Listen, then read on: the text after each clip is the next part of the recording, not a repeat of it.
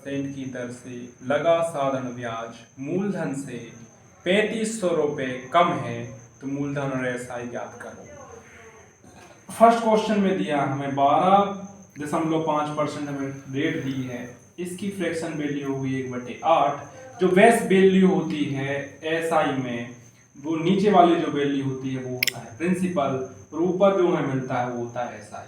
तो हमें हमारे लिए जो ऊपर दिया गया है, हमारे लिए जो ऊपर दिया गया है ये 1 साल का एसआई, तो 3 साल हमें टाइम दिया गया है इस क्वेश्चन में, तो एसआई जो हो जाएगा 3 साल का 3 हो जाएगा और प्रिंसिपल हो जाएगा 8।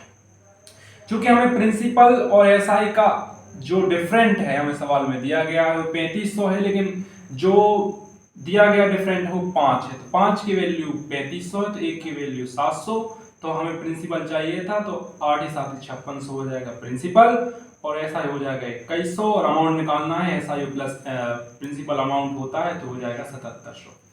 नेक्स्ट क्वेश्चन दिया गया है, वेरी इंपोर्टेंट क्वेश्चन।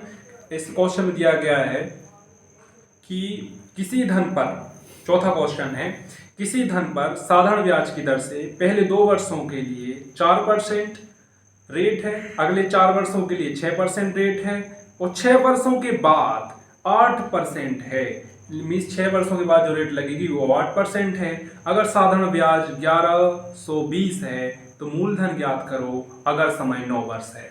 ऐसे क्वेश्चन में बहुत ध्यान रखना पड़ता है हमारे लिए कि टोटल टाइम दिया कितना है। हमें टोटल टाइम दिया है 9 वर्ष और इसमें हमें कहा गया है कि पहले शुरुआती 2 वर्षों में जो रेट लग रही है वो 4% लग रही है।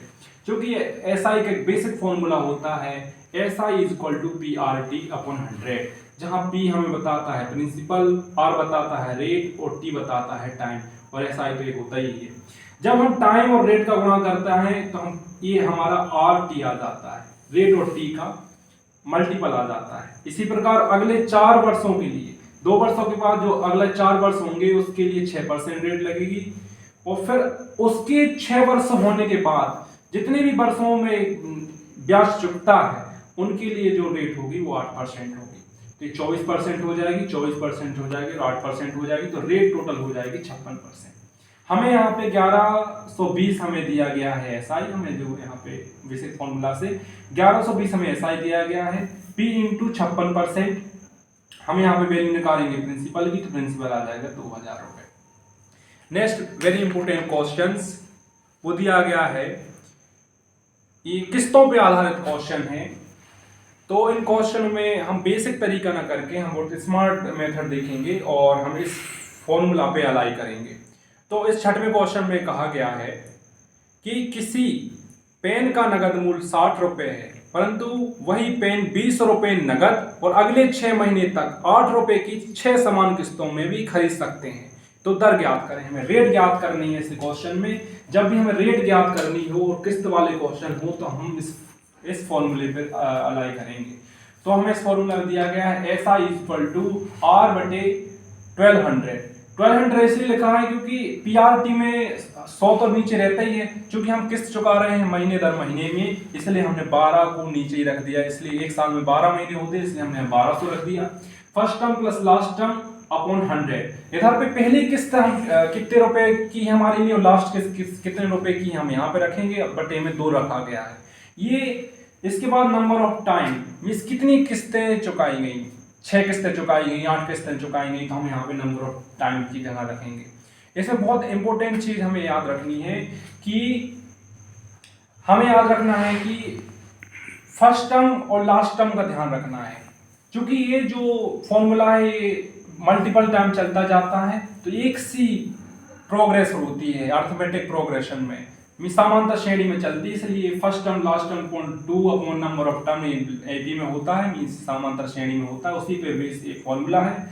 इसमें क्वेश्चन में ऐसा हमें दिया गया था कि 60 रुपए का एक पेन है, 20 रुपए वो नगद दे देता है, तो 40 रुपए उसको चुकाने हैं, लेकिन 40 रुपए उसको 6 किस्तों में चुकाने हैं और 8 रुपए की एक किस्त है, तो 48 रुपए चुकाने हैं। तो हमें यहाँ से पता चल जाएगा कि हमें 40 की जगह 48 चुकाने हैं, मींस इसका मतलब ये है कि 8 रुपए हमारे लिए क्या लग रहा होगा, इंटरेस्ट लग रहा होगा, ऐसा ही लग रहा होगा।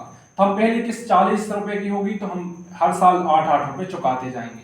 जैसे 40 रुपये होगा, हमने 8 रुपये चुका दिए, तो दूसरे साल हमारे 3200 बचे, फिर हमने 8 रुपये चुका दिए, 24 रुपये बचे, फिर 8 रुपये चुका दिए, 16 रुपये बचे, फिर 8 चुका दिए, 8 बचे, फिर 8 चुका दिए, फिर इधर पे हमें 0 बचा है। लेकिन इसका मतलब ये नहीं है कि हमें 0 रुपये बचे हैं, क्योंकि हमें ना टोटल एक, अगर हम यहाँ पे ध्यान रखने वाली बात है कि हमें ब्याज नहीं चुकाना पड़ता, तो हम 5 सालों में ही ब्याज चुका देते। मीन्स 8 पंचे 40, अगर हमें ब्याज नहीं देना पड़ता। चूंकि हमें ब्याज देना पड़ रहा है, तो नेक्स्ट टाइम में जो हमें ब्याज देना पड़ रहा है वो 8 रुपये वो ब्याज ही है, इसलिए हमें छठवीं किस्त देनी पड़ रही है ब्याज की, इसलिए लास्ट टर्म हमारी हो जाएगी 0। तो हमें 8 रुपये में जो हमारा SI निकल के आएगा, क्योंकि 48 रुपये चुकाने पड़ रहे हैं हमारे लिए, इसलिए 8 रुपये बढ़ गया। R/1200 करेंगे, पहली जो टर्म दी गई है वो हमें 40 दी गई है, और लास्ट टर्म हमें दी गई है 0 रुपये, तो 0/2 करेंगे, और हमें 6 यहाँ पे दी गई है किस्त। जब हम इनको सॉल्व करेंगे तो R की वैल्यू आ जाएगी 80,000। That's done.